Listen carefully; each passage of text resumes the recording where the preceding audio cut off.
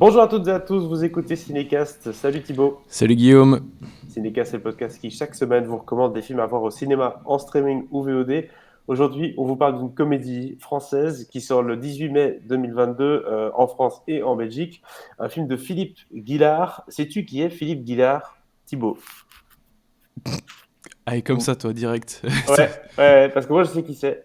D'accord. Et, Eh euh, ben, et dis-moi souvent, tout. ouais, c'est ça. Souvent, quand on entend ce nom-là, on peut avoir un peu peur. C'est presque le scénariste attitré de Fabien Otteniente, tu vois. Ah, c'est le Camping, scénariste d'Antonente, d'accord. Camping 2, d'Antoniente. Jet Ah oui. Set, tous ces films-là qui sont des films savoureux. Alors, Euh, j'aimerais. Enfin, j'ai une question à te poser. Comment oui, sais-tu qui est le scénariste attitré de Fabien Antoniente? parce que je ne vois peut-être pas tous les films dans Cinécast, mais je fais les recherches. Et donc, du coup, ce monsieur, Philippe Guillard, qui n'est pas à son premier essai au cinéma pour faire des films, nous propose J'adore ce que vous faites. C'est le titre du film avec Gérard Lanvin, Artus et Antoine Bertrand. Alors, de quoi ça parle J'adore ce que vous faites. Vous allez voir, c'est une similitude avec un film qui est sorti récemment avec Nicolas Cage. Ça parle de Gérard Lanvin. Voilà, il joue son propre rôle, qui s'apprête à tourner un film hyper important pour sa carrière dans le sud de la France. Et il va croiser sur son chemin Momo Zapparetto, qui est joué par Artus, qui en fait est un fan absolu de sa carrière et de ses films. Et donc, il va un peu le coller complètement pendant ce tournage. Et on verra forcément la bande-annonce, mais je présume qu'il va y avoir une histoire peut-être d'amitié qui va se créer. On va en parler en tout cas. Je propose qu'on se lance tout de suite un extrait de la bande-annonce. Vous êtes pas Gérard Lanvin? C'est pour ma femme, elle vous adore. Bonjour, j'ai réparé la piscine. Oula, vous avez chié dedans quoi? Bon, on a déjà dû vous le dire, mais vous ressemblez à Gérard Lanvin. En plus petit? Ouais, Gérard Lanvin en plus petit, ouais. Mais non!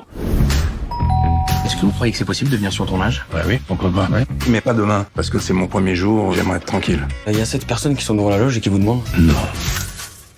Mais si. Mais en fait, je leur avais déjà dit oui avant que vous disiez non. C'est fou ce qu'ils vous ont fait. Hein. Le nez, franchement, c'est le plus impressionnant.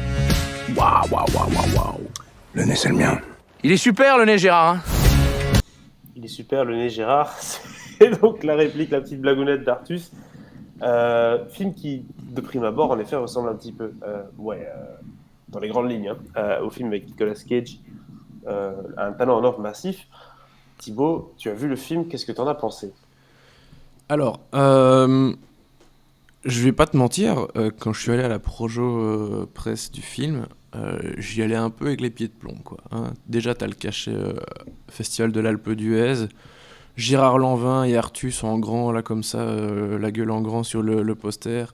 Évidemment, dans les couleurs habituelles des posters des comédies françaises. Vraiment. Comme le fond de notre podcast, en fait, hein, le bleu et Oui, jaune, c'est plus c'est ou moins ça. ça. Ouais. Franchement, j'y allais pas de gaieté de cœur. Et très honnêtement, déjà après une dizaine de minutes, un quart d'heure, je me suis dit, mais je riais quand même un petit peu. J'étais là, mince en fait, j'aime bien. Qu'est-ce qui se passe? Alors, version française de Massive Talent, enfin de un talent en or, oui et non. Oui, parce que voilà, Gérard Lanvin joue son propre rôle comme Nicolas Cage jouait son propre rôle. Sauf qu'ici, je pense que la vie, entre guillemets, de Gérard Lanvin est certainement un peu plus fidèle que ce qui pourrait se passer dans la vie de Nicolas Cage dans le film avec Nicolas Cage. Euh, Oui, ou- et dans le film avec Nicolas Cage, il est aussi question de CIA, d'infiltration et Oui, tout. oui, Ici, on a quelque chose d'un peu plus terre à terre, quoi. c'est ça. Il y a un moment dans Massive Talent, ça se barre bien en couille. Ici, on est quelque chose dans quelque chose de plus terre à terre, effectivement, de plus réaliste, dans le sens où il est question de Gérard Lanvin qui va sur un tournage dans le sud de la France. Euh, voilà quoi, il tourne un film. Il y a pas, il commence pas à devenir agent secret ou je sais pas quoi. Donc on est dans quelque chose d'assez correct. Mais donc, comme je disais, après déjà 10-15 minutes, je rigolais pas mal, je prenais du plaisir. Et pourquoi? Parce que en fait, je pense que ce qui fonctionne le plus, le mieux, c'est le duo entre Artus et Gérard Lanvin. Alors que le personnage joué par Artus, c'est vraiment un gros lourd. Mais un gros lourd. Mais c'est le genre de lourd qui, bah, souvent, c'est le cas, tu vas me dire, qui il sait pas qu'il est lourd.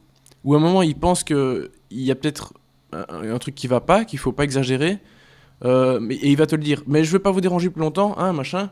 Et puis il va partir, et puis il va revenir. Ah oui, et en fait, il y a encore ceci, machin. Et tu vois, donc c'est le gars qui va un peu revenir continuellement comme ça vers toi, et qui est tout le temps au taquet, avec plein d'énergie. Et donc en fait, c'est fatigant.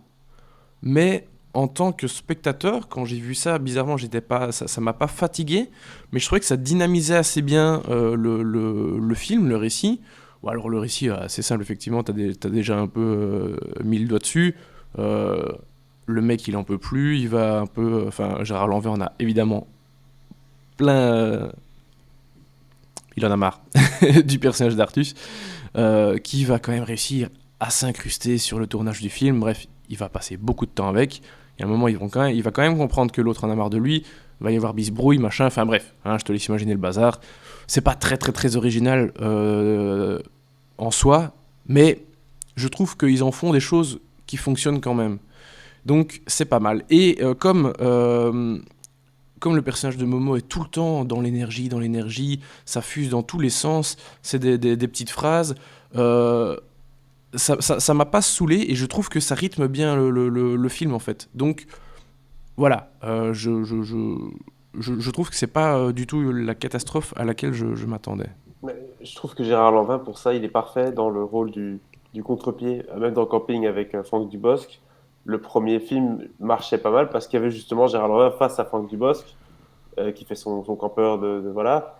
Mais Et c'est un ici, peu sur Art- la force tranquille, le mec qui va pas te Exactement. faire de vagues et qui va pas te faire chier, mais il faut pas le faire chier non plus, parce que sinon il peut un peu monter dans les tours quand même. Exact. Et donc Artus face à lui, c'est quand même un choix spécial parce que bon, Artus, c'est vrai qu'il est un peu lourdingue.